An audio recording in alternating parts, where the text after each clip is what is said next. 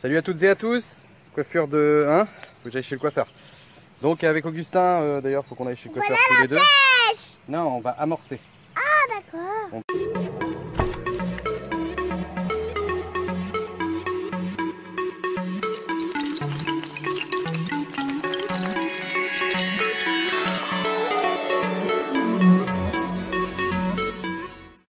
On va amorcer un petit poste, voilà, là où j'ai débuté la pêche de la carpe.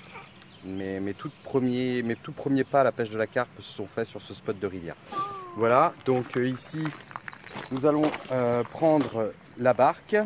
Vous voyez ici que je vais amorcer au maïs. Un seau de maïs aujourd'hui, un seau de maïs demain. Et pour une pêche mardi en journée. Peut-être je ferai la nuit, mais je pense que ça va être mardi en journée uniquement. Donc j'ai pris l'éco-sondeur, j'ai pris une pige, comme j'ai perdu une de mes piges, là j'ai repris un tubiro tout simplement, là, un tubiro en plastique. Et puis voilà, allez on se retrouve sur l'eau. Donc ça y est, nous voilà sur l'eau. Je vous ramène à la séquence vidéo, enfin la vidéo que j'avais faite sur lire l'eau. Donc en fait le deuxième poste que je vous montre sur la vidéo, c'est celui où je suis en train de sonder là. Et voilà, vous voyez pourquoi en fait, là je suis vraiment dans le sens du courant, je me laisse dériver. Et on voit cette bosse. Et donc cette bosse en fait, elle fait remonter le courant vers la surface et créer un remous. Et donc on le distingue après, donc c'est pour ça que je vous disais que c'est intéressant d'aller visualiser ensuite ce qui se passe, quoi. Bon allez, jour 2, je retourne amorcer le poste que j'ai amorcé donc hier. Un bon gros seau de maïs, une fois de plus. Donc à savoir qu'à l'époque, comme j'ai débuté sur ce poste en fait, sur ce biais, à l'époque, il y a une quinzaine d'années, quand on amorçait au maïs comme ça, on faisait très souvent des belles séries de communes, des poissons calibrés entre 5 et 9 kg on va dire, avec quelques beaux poissons voilà, dans le lot, les petits jackpots, les petits bonus. Depuis ce temps-là, les choses ont beaucoup changé, c'est-à-dire que en fait, c'est un biais qui comporte, je pense, plus de gros poissons maintenant, enfin, ça me semble, ou alors on s'est nettement amélioré, un peu des deux. Et en fait, donc je sais pas du tout ce que ça va donner, quoi. C'est-à-dire que là, je fais vraiment un amorçage maïs pour pêcher au maïs, ça va être tout maïs, il n'y a pas une bouillette qui va traîner dans le lot, éventuellement une pop-up si vraiment ça décolle pas au maïs. Voilà, donc je suis vraiment dans...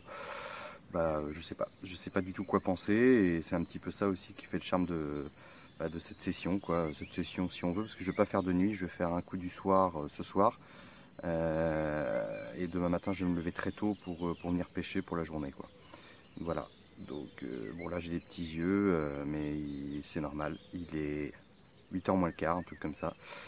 Et j'adore ce moment là quand on sait que les journées sont harassantes là, de chaleur. Le matin et le soir, c'est vraiment les moments parfaits. Enfin, regardez derrière moi, la rivière elle est toute lisse, les oiseaux chantent. Je suis là sur mon bateau alors qu'il y a 36 000 personnes qui dorment. Et encore 36 000, c'est pas beaucoup par rapport à la vérité. Donc voilà, allez, je vais aller amorcer et on se tient au jus. Bon, alors il est 6h pile du matin. Voilà, je suis en train de monter mon... Ça focalise pas. J'ai mon petit seau de maïs qui est là, voilà, mon petit nécessaire, ça va être pour la canne après. Tout mon petit matériel, mon petit chariot, voilà, un montage simple donc en tresse gainée, avec juste le cheveu de dénudé, sinon de la rigidité partout, entre guillemets rigidité. Un petit bout de liège ici pour faire soulever un petit peu le cheveu, que ça se démarque un petit peu du reste du maïs dans le fond. Et puis voilà, je vous referai une vidéo quand il fera un petit peu plus jour. Voilà, et pour la deuxième canne, donc je vais poser un petit type spinner rig, voilà, avec sa rigidité ici et ici son pivot, toute sa liberté ici, voilà. Je vais mettre ça sur le bord parce qu'il y a beaucoup de cailloux, donc je me dis avec ça, normalement ça doit se tenir levé comme ça, et voilà. Et vraiment il y a du pivot tout le tour, donc on va essayer ça. Here. Allez, c'est parti. Donc là il est 6h30 du matin. J'ai mis mon réveil à 5h30, pris mon petit café, tout ça. Le temps d'installer, donc bon il est 6h30. J'ai déjà fait une brème, à peine posée, paf, j'ai tapé une brème. Je pense que ça va être parce que là je pêche jusqu'à midi. Après il va faire trop chaud donc ça sert à rien. Je reviendrai au pire pour le coup du soir si je suis motivé et puis si je fais quelque chose de cohérent quoi, on va dire une carpe. Voilà donc il y a de fortes chances que ce soit une pêche active dans le sens où j'ai fait un amorçage comaïs, maïs fermier que j'ai cuit, voilà comme je vous ai montré dans le début de la vidéo. Donc il y a de fortes chances que ce soit très actif au niveau des blancs. C'est pas du tout sélectif, alors c'est pas à faire pour une pêche trop de nuit, enfin si ça peut, mais voilà, faut s'attendre à pas trop dormir. Ici je pêche, voilà, je vais pêcher au cou, j'ai ma canne au cou qui est là. Donc voilà, si je fais des brèmes, c'est pas grave. En plus j'ai fait que des montages censés ne pas s'en mêler, tout ça, donc je mets pas de chaussettes, je mets juste, à la limite, je fais ma brème, je décroche, je relance, j'ai pas de difficulté à relancer, je pêche pas loin. Voilà, je suis venu un petit peu hier soir, j'ai pêché 2h, 2h30. J'ai fait du rotang, j'ai fait de la brème, mais j'ai pas touché de carpe. Par contre, juste à la tombée de la nuit, là, il y avait un gros silure qui était en train de faire du bruit là. Il a fait un gros barouf devant. Après, il était rendu plus haut. Bon, c'est un petit peu le problème, c'est il y a 15-20 ans, même, oui, 20 ans. 20 ans maintenant, j'ai débuté la pêche sur ce poste, la pêche à la carpe. Et donc quand on amorçait au maïs comme ça, c'était assez régulier. On faisait souvent une carpe à 9h, une carpe 9h30, 10h30, 11h, midi. Enfin voilà, c'était assez régulier. C'est une rivière canalisée, donc il y avait des heures, elles étaient bien réglées au niveau des départs, quoi. J'ai retenté déjà 2 ou 3 fois entre temps, ça fait plus du tout pareil et je pense que le silure n'y est pas pour rien. Donc j'en ai encore eu la preuve hier, c'est que bon déjà j'ai rien fait et en plus, enfin à part du blanc, et en plus de ça il y a un gros silure qui traînait dans le coin, donc voilà, la pêche elle a changé. Bon je sais à peu près comment le pêcher différemment, ce biais maintenant. Je sais voilà, pour trouver les gros poissons, j'en ai déjà trouvé. Il faut pas faire comme ça quoi, entre guillemets. Donc on fera ça un petit peu plus tard. Ça demande un peu plus de préparation. Mais ça en vaut le coup parce que c'est un biais qui comporte pas mal de gros poissons. J'en ai, comme je disais, déjà fait pas mal. Et donc ça vaut le coup de le faire, quoi. Là en prévision avec Clément, mon cousin que je vous présenterai, on a prévu justement de faire une pêche amorcée correctement à la bimaison voilà, pour cibler de la grosse, quoi. Et je pense que ça devrait le faire si on est bien placé et puis qu'on est à peu près dans un temps à peu près correct et tout ça, quoi. Bon bah voilà.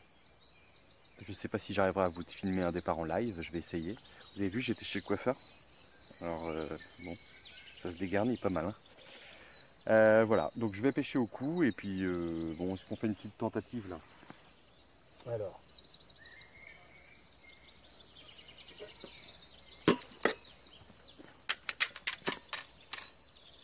Hier j'ai fait un petit peu de brème, un peu de rotangle.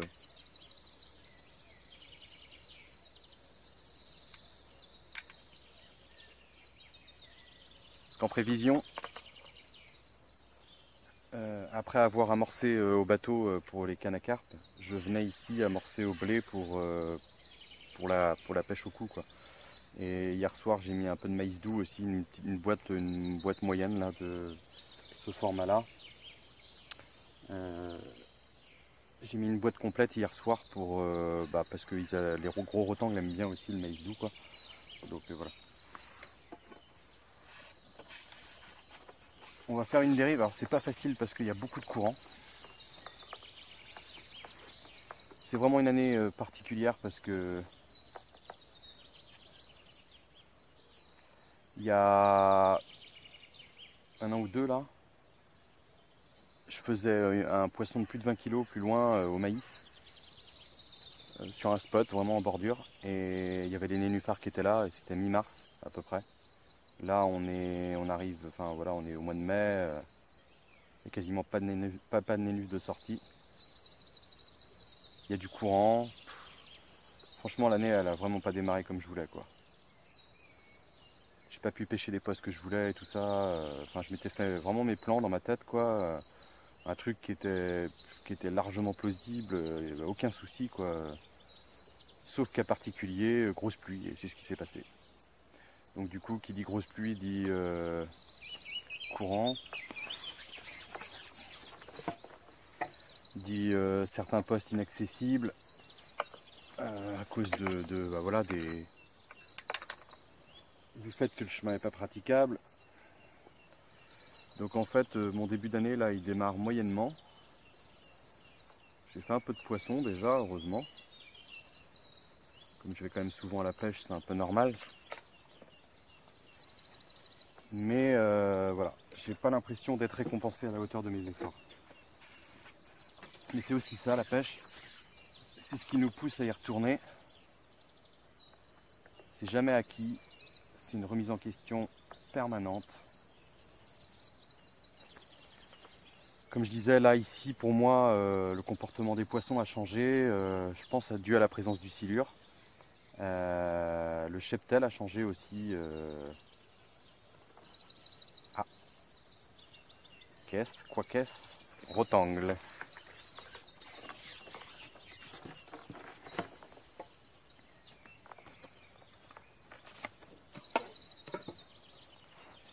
Le cheptel a changé aussi, hein.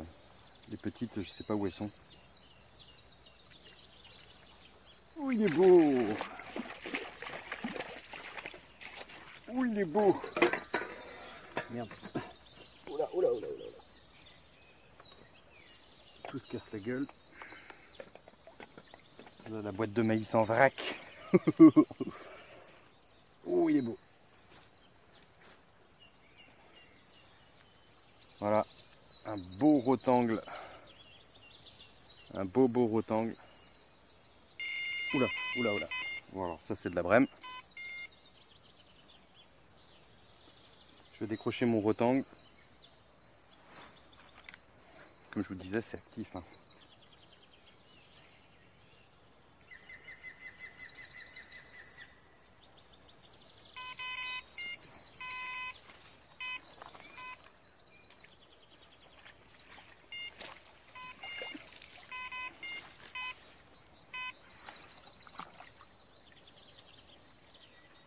Je vais pas m'ennuyer, je crois.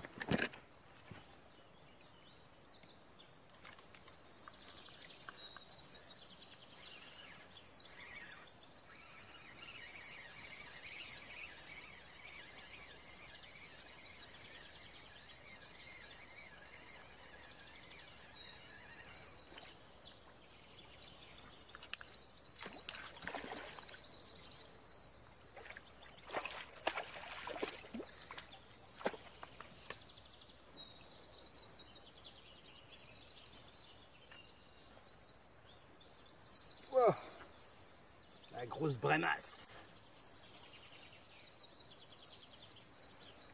Voilà, voilà.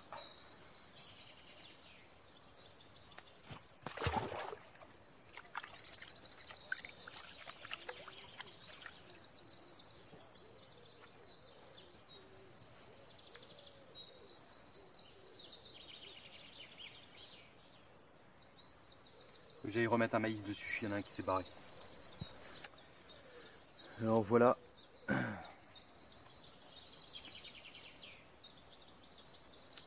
Le montage classique qui vient de faire la brème.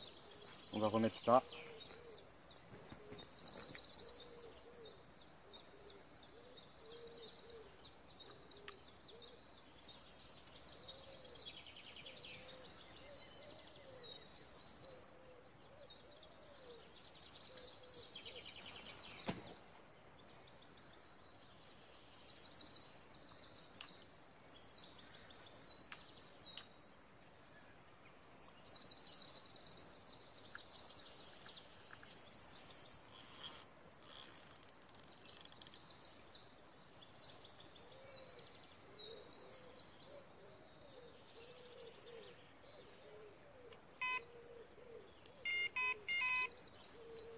Allez.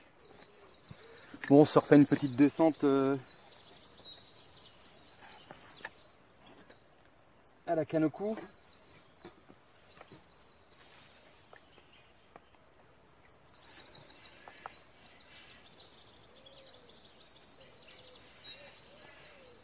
Alors, vous voyez que si des fois vous trouvez le temps long à la pêche, ça demande un petit peu de préparation entre guillemets, mais vous prévoyez une canne au cou. Après avec des farines, vous n'êtes pas obligé d'amorcer à l'avance. Si vous faites des farines, vous amorcez bien comme il faut, de façon précise. Vous pourrez faire du poisson rapidement aussi, je l'ai très souvent fait.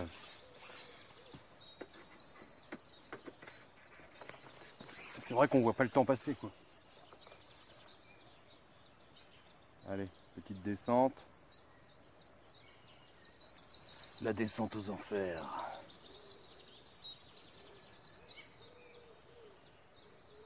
C'est parti mon kiki.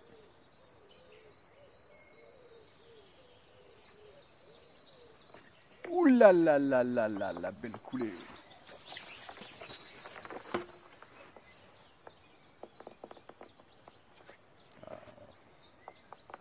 Voilà, c'est bien étant mêlé.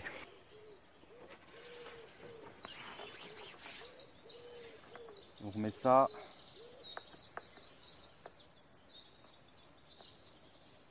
Hop. Et c'est reparti. Une autre petite dérive. Le bouchon se lève. Il se lève. Et je le bouscule. Il ne se réveille pas. Comme d'habitude. Ouh.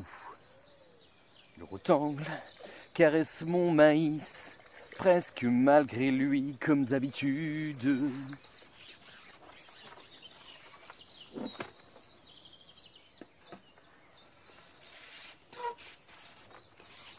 Comme d'habitude.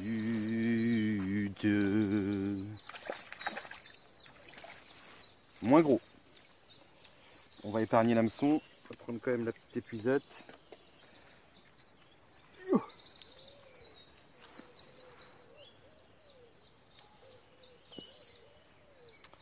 Moins gros, mais c'est intéressant, hein. Des beaux rotangles comme ça. C'est dodu, moi j'aime bien les rotangles. C'est des poissons dodus.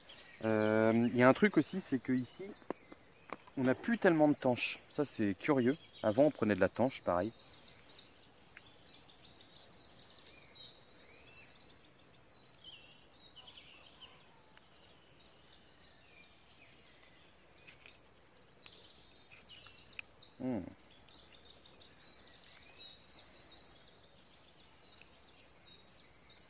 Il est pris profond celui-là. On n'a plus beaucoup de tanches et c'est bien dommage parce que quand je faisais des pêches au cou comme ça, parmi brème, rotangle et tout ça, très souvent je tombais sur une tanche, une ou deux. Et franchement j'adore ce poisson. Je crois bien que c'est un de mes poissons préférés. Alors pour ceux qui pêchent des étangs où c'en est blindé, ils en ont peut-être marre. Merde. Mais moi j'aimerais vraiment en faire de la tanche. Comme dans le temps. Bon allez, je vous laisse. On se dit à Tal pour une carpe, j'espère. Bon, il est 8h15. Je fais une petite pause là au niveau de la canne, donc j'ai envoyé pas mal de rotangles là, c'était sympa. Il y a une petite accalmie, donc je vais égrener un peu, puis je vais faire une petite pause. Au niveau des cannes à carpe, pour l'instant ça donne rien. J'ai refait une brème, autrement j'ai eu quelques tapes, mais rien de concluant au niveau de la carpe. Voilà, donc on patiente encore. Hein, j'aimerais bien un petit départ en live. Hein, bon, voilà, je vais régrener un petit peu et puis pour la canne, pour encore pêcher tout à l'heure. Et puis voilà. Bon et bien voilà, je suis rentré au bercail. Bah voilà, capot quoi. Oh là là là là. Ça fait... Là je suis en perdition, va falloir que vous me donniez toute votre force pour que je réussisse. Non, comme je disais dans la vidéo, je pense savoir comment faire depuis le temps pour faire du poisson. Vous allez me dire, bah pourquoi tu l'as pas fait? parce qu'en fait j'aime bien essayer des trucs, changer, reprendre des vieux trucs, et puis là je voulais essayer de faire simple avec du maïs et tout, me dire tiens pourquoi pas essayer. Bon bah ça n'a pas marché, je suis pas hyper surpris puisque je l'ai fait il y a, je crois que c'est l'année dernière ou il y a 2 ans avec John là, j'avais fait un petit amorçage à la graine et il avait pêché avec moi et pareil on n'avait rien fait, même spot. Voilà, ça a bien changé, les temps ont bien changé, les carpes, les petites carpes communes, je sais pas où elles sont, les grosses, je sais qu'il y en a, pas forcément là. Je trouve souvent très très près des bords. Bon voilà, bref, je vous épargne le truc, je vais préparer quelque chose. Là d'abord, on va prendre un petit peu de congé. On part au Portugal avec Madame, elle aime pas que je dise Madame, avec ma chérie et le petit. On part à Lisbonne pendant 4 jours. Et puis au retour, peut-être je ferai une petite pêche vite fait pour la vidéo de mercredi prochain. Voilà, peut-être sur la rivière où j'ai fait le hold-up. Là, c'est une rivière qui est un petit peu plus facile en règle générale que la rivière que j'ai pêché sur cette vidéo. Donc voilà, et donc il y a un truc que je voulais vous demander aussi, c'est est-ce que vous avez remarqué vous du changement sur vos rivières par rapport aux silures? Alors je vous demanderais de pas faire un débat sur voilà le silure ça bouffe tout machin nanana parce que moi j'aime bien le silure entre guillemets, enfin j'aime bien le pêcher. Le but c'est pas de se dire oui en effet je suis d'accord ça bouffe du poisson, hein, de toute façon le brochet ça mange du poisson, ça mange même des poules d'eau, ça mange voilà tout comme le silure d'ailleurs, c'est des carnassiers. Mais ce que je voudrais savoir, surtout ce qui m'intéresse, puisque maintenant qu'il est là, faut s'adapter, faut pas se plaindre, quoi, ça sert à rien, faut juste chercher des solutions.